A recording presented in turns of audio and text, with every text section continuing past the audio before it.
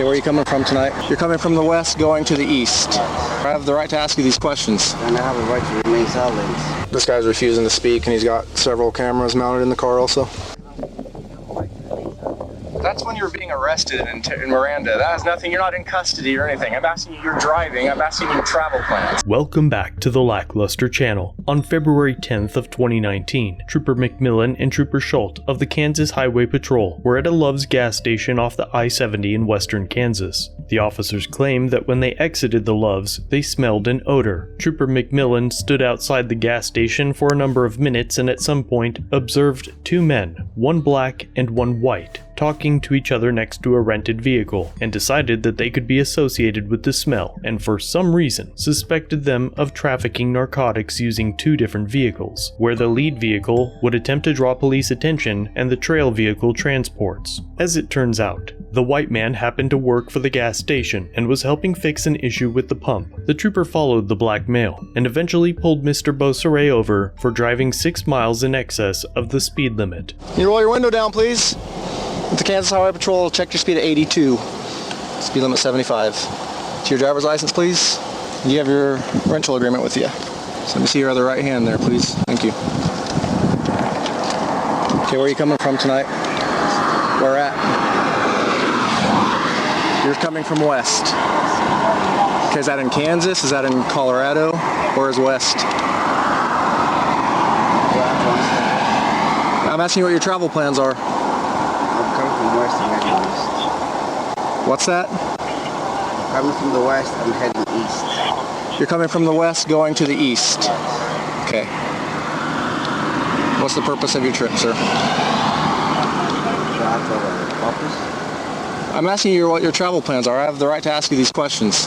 And I have a right to remain silent. Okay, so you're telling me you're not going to answer the questions. Is that what you're saying? I mean, don't make me stand out here. If you're not going to answer my questions, I'm not going to keep asking you. You have my driver's license.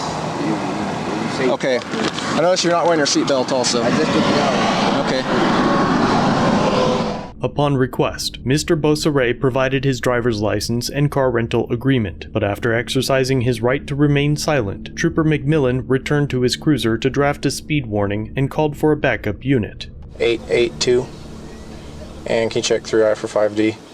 And 411 if you're close, can you stop by? 253, 411. Go ahead. That code 1's no longer in this vehicle. I don't know if he might have been in that Charger that you ran. You might check the 157 exit to see if he stopped. This guy's refusing to speak, and he's got several cameras mounted in the car also. You want me to look for that Charger, or you want me to come to you? Now you can come here. About 4 minutes later, Trooper Schultz arrives on scene. He's got a camera on the back headrest there, on the back passenger side. Okay. And he's got one right here by his mirror. And he has his phone right here recording also. Okay. I asked him travel plans, he won't tell me anything. He said he's going from the west to the east. He said he doesn't have to tell me anything else. Okay. Can't smell anything. Can I ask? He's gonna say no, but I'll ask. You can go up there and see if you can smell anything. No, I won't. So, No. yeah, nothing. So I'm thinking there might be in the other car. Okay. Trooper McMillan now inquires about the proximity of the nearest canine unit, while also indicating that he lacked reasonable suspicion to even hold Mr. Beausoleil to run a free air sniff, as he could no longer smell marijuana and now believed that another car was the transporting vehicle. Now nearly 13 minutes into the stop, dispatch confirms Mr. Beausoleil's license to be valid. Your 27 returns valid. And Trooper McMillan states again that he cannot smell anything while discussing how many cameras Mr. Beausoleil has. I can't smell anything, so if he doesn't let me, I don't think I can hold him on for a dog. What do you think? I mean, you won't answer questions though. Travel plans. What's that? Anything at all in the car? Nothing in there. There's a binder in the back seat with a blanket over it. Just all his cameras he's got in there. Yeah, you got a camera mounted in the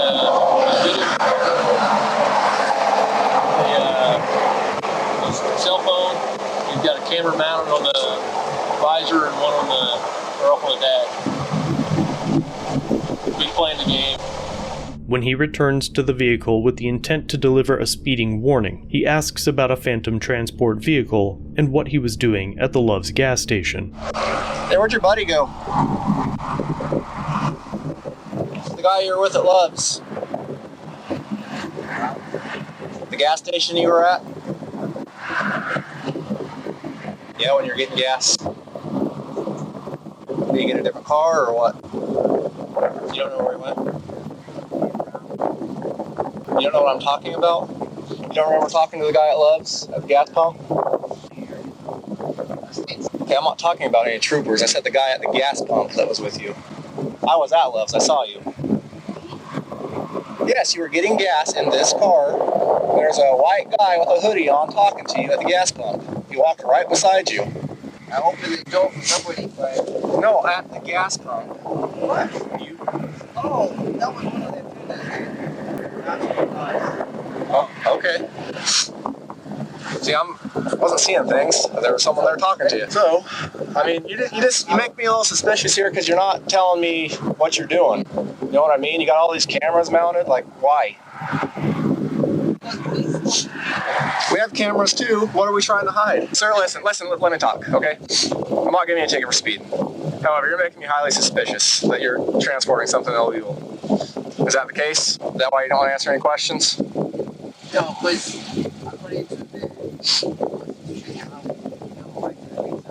That's when you're being arrested in Miranda. That has nothing, you're not in custody or anything. I'm asking you, you're driving. I'm asking you travel plans. Listen. Listen. You make me suspicious, by the way. You're not telling me what your travel plans are. Lead me to believe that you're transporting something you shouldn't be transporting. Is that the case? So you don't mind if I look? Okay, we'll call a K9 here. Okay? Okay, we'll call a K9 then. Probably be 10 minutes before. Time, my time. Oh, no, I'm not wasting my time. I'm getting paid to do this. I'm just doing my job. Right, well, I'm the scene. I'm not wasting your time. You're wasting your time. If you don't want us to look, that's your right. You're right there. Yeah. Okay, so we'll call a K9. It'll be about 10 minutes though, okay? That's fine. I gotta call him. He's actually in that other town that we were just at, so it'll be a minute before he gets here. That's fine. Trooper McMillan articulates that the reason for his suspicion is having cameras and refusing to answer questions, both of which are protected civil rights, but the trooper insists that the right to remain silent is only when you're being arrested. That's when you're being arrested in Miranda. That has nothing, you're not in custody or anything. I'm asking you, you're driving. I'm asking you travel plans. Remember that no officer can compel your speech or a testimony against yourself, and they certainly cannot use your right to remain silent against you. Mr. Beausoleil again mentions his right to silence and declines consent to search his vehicle. With that, Trooper McMillan directs Trooper Schult to request a K9 unit. The trooper has already approached the vehicle with the speeding warning, and has already admitted that he has not smelled the odor of marijuana and had no other reasonable suspicion that Mr. Beausoleil was trafficking drugs, other than he was expressing his First Amendment right to film the interaction on a pre-installed dash camera and would not tell the trooper his travel plans. 22 more minutes pass as they wait for the K9 unit to arrive, during which Trooper McMillan repeats his concerns with Mr. Beausoleil exercising his civil rights. Yeah, he refuses to answer questions. He won't tell me where he's coming from or where he's going, just says he's going from west to east. He's got a camera mounted on the back right passenger seat, one mounted on the rear view mirror. And he's also got his cell phone recording in the cup holder. He also never rolls his windows down the full way either. He only rolls them down about 1/4 to State 154. Are halfway down. 47? Finally, 36 minutes into the detention for allegedly driving 6 miles over the speed limit, Trooper Miller arrives on scene with a K9. Hills County's K9 don't see.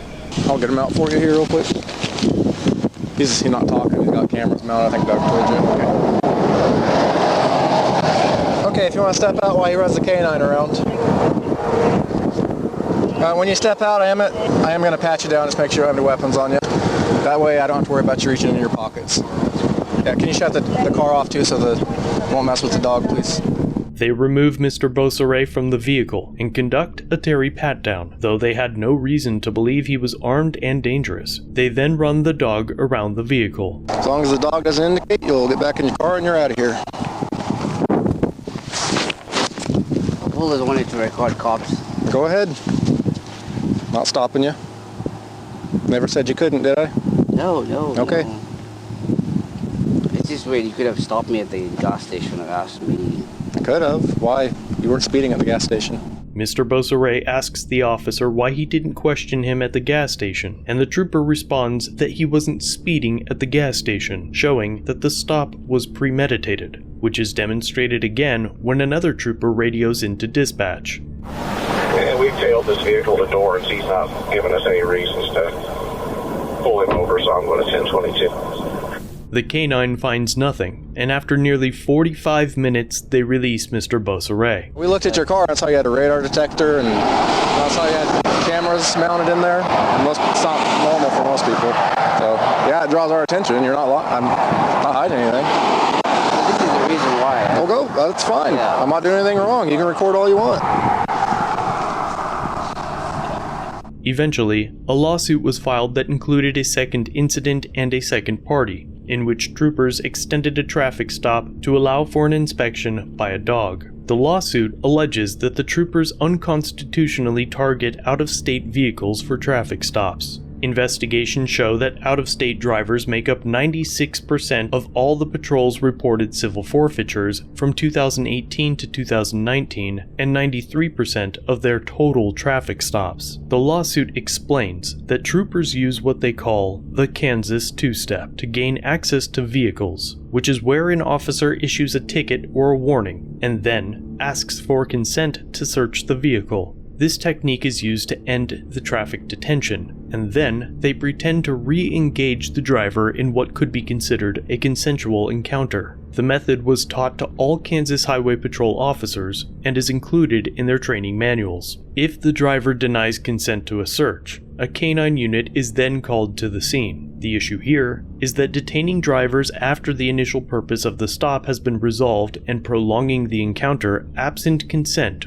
or reasonable suspicion of criminal activity is not lawful and an egregious violation of your civil rights. The lawsuit reached the 10th Circuit Court of Appeals, where the court found Trooper McMillan's declarations of reasonable suspicions for the stop was lacking in coherence, painted an incomplete picture, and would permit a reasonable jury to find Trooper McMillan incredible. That the trooper leapt to conclusions about the odor at the gas station and failed to connect his claims that Mr. Beausoleil could be caravanning. They also found that seeking to invoke his right to remain silent does not display dishonesty, and that renting a vehicle, having cameras, and refusing to roll a window all the way down during a cold night in February does not contribute to suspicion of trafficking. The court found it was so obvious that reasonable suspicion was lacking as to permit Mr. Beausoleil to overcome Trooper McMillan's assertion of qualified immunity, affirming the district court's denial of Trooper McMillan's motion for summary judgment. However, they did grant qualified immunity to Trooper Schultz, because the duty to intervene to protect the constitutional rights from infringement by other law enforcers in their presence was determined on an excessive force case, and therefore was somehow not clearly established. So now, 3 years after the incident, the courts have ruled that the case can finally proceed to trial. It will likely be a bit longer until we learn the final outcome, but as the information becomes available, I will be sure to update you here. As always, thanks for watching. If you have a video you'd like to submit for review, use the link in the description or pinned comment. Don't forget to subscribe and hit the bell notification for future content. And remember to like, share, and comment down below of what you think of this interaction. It really helps the channel. If you enjoy our content, try our other channels, LackLuster Limited for criminal psychology content, and The Odd Side for paranormal videos. Shirts and other merchandise are available at the Teespring store. Memberships start at just $1 if you'd like to help further support the channel and get a slick Lack logo next to your name. I look forward to seeing you in the next video. All links are down below.